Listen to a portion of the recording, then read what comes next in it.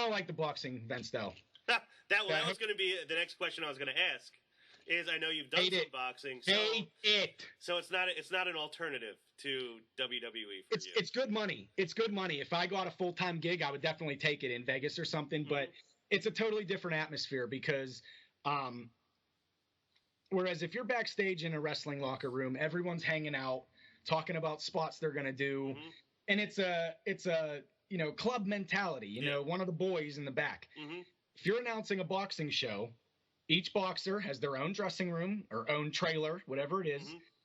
And I need to know their info because if I'm ring announcing, Sami Zayn, he's from Montreal, Quebec, Canada, 217 pounds, Sami Zayn, But if you're a boxer, you're sponsored by Nestle chocolate and you're fighting out of Board's boxing gym and you're 22-0 as a pro, 15 of them come by knockout.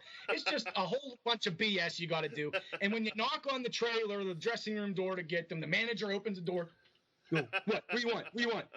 Hey man, I'm the ring announcer tonight, just trying to get some info for a ring intro. Well, what do you need? What do you mean, what do I need, man? Like, you're the one that's going to sound...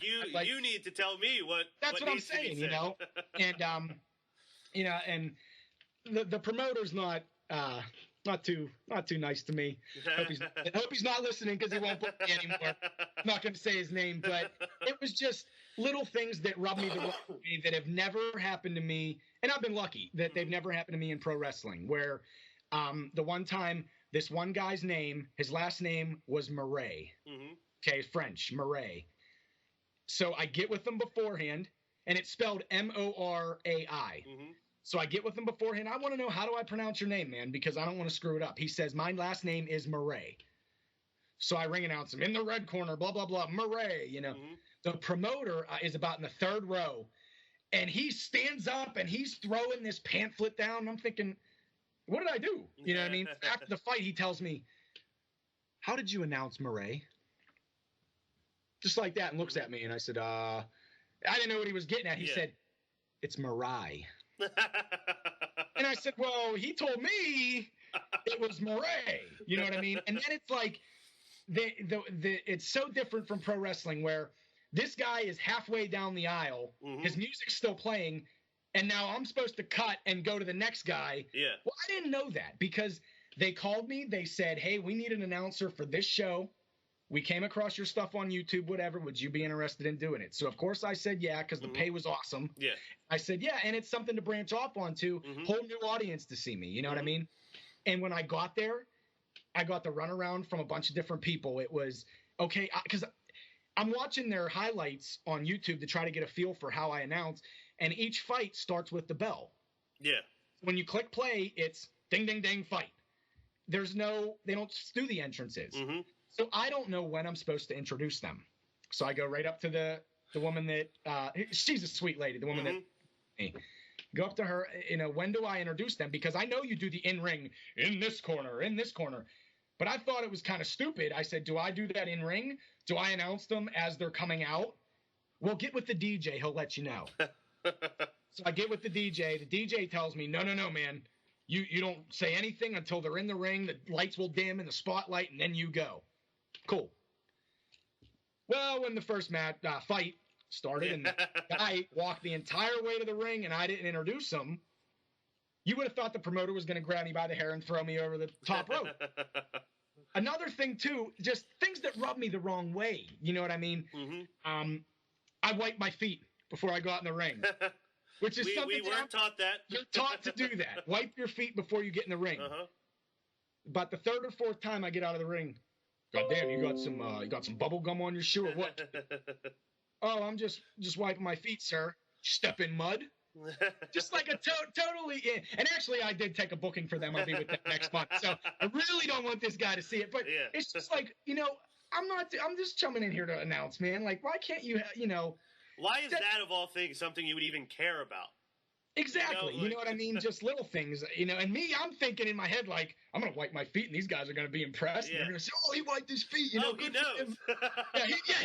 He knows. And then 3 or 4 fighters ask him, is it slippery on the apron, man? Like, why are you wiping your feet and all this stuff? And it's just like, So there's a lot of money to be made in boxing, but it's just not the feel. I was never a boxing fan. I was never into it. So if I would take a boxing gig, it would totally be as a job. Paycheck now, as a job. Now, is it more so, though, like what you're dealing with outside of the announce? Because it sounds to me more like it's the situation around it, not so much the actual ring announcing. Probably. And he wanted to kill me one time because the one fight was a draw, and that was the first fight I had announced that was a draw. Every other fight, it's 3 judges, either unanimous or split decision. So judge 1 scores the bout, da-da-da-da-da-da. Judge 2, blah, blah, blah. Judge 3 scores the bout by unanimous decision for this guy. Or by split decision, well, it was a draw. And apparently, I haven't watched enough boxing, apparently. When you announce the scores for a draw, you announce which judge scored that. Yeah. Where you don't say, or for who, rather. Right. So if there's, if Nick Lendl's a boxer and it's a unanimous decision, the ring announcer isn't going to say, Judge 1 scores the bout, blah, blah, blah, blah, blah, for Nick Lendl. Yeah. Judge 2 scores the bout, blah, blah, blah, for Nick Lendl. Mm-hmm. And because you already know I won at that point. So each time it's just the score. Mm-hmm. Well, at the end, Judge blah, blah, blah scores at this, scores at this, scores at this. This bout is a draw. All these boos, because they're mad it's a draw. But the promoter was mad because the fight camps didn't know who scored in favor of their guy, which I got my ass chewed out for that, too. And it's like there's a lot of good on-job training for this. No, and that's what I thought. And I thought when you get there, man, like it almost looks like I don't want to say like a Monday Night Raw setup because it's not that big. Almost like an NXT setup where there's a couple thousand seats maybe. I want to say maybe 2,000 seats. Mm-hmm. Spotlights. They have a lighting rig like they used to have on like the Outside Nitro, event a long time ago. And it's really, when I walked in there, you get a feel of, all right, this is legit. And then you get there and you can't talk to anybody. Right. You can't, and then I remember the first time I did it, was miserable the whole time. And halfway through the show, I'm thinking, I can't wait till this is over because I never want to do it again. I hate this guy. I hate this boxing. Yeah. And when I'm boxing announcing, my table is literally right up against the ring. Yeah. Whereas commentary for wrestling you're farther back. Mm-hmm. So I have sweat flying at me, blood flying at me. I'm not having a good time. I said, "Oh, you don't enjoy that? You don't like blood splattering on you?" I said, "You know what? I don't like this. I cannot wait till this is over so I can get my check and get the hell out of here and never come back." And after I got my check, the promoter said, "Hey, man, good job tonight. You want to come back in August?" I said, "Absolutely, sir. I'll be back in August."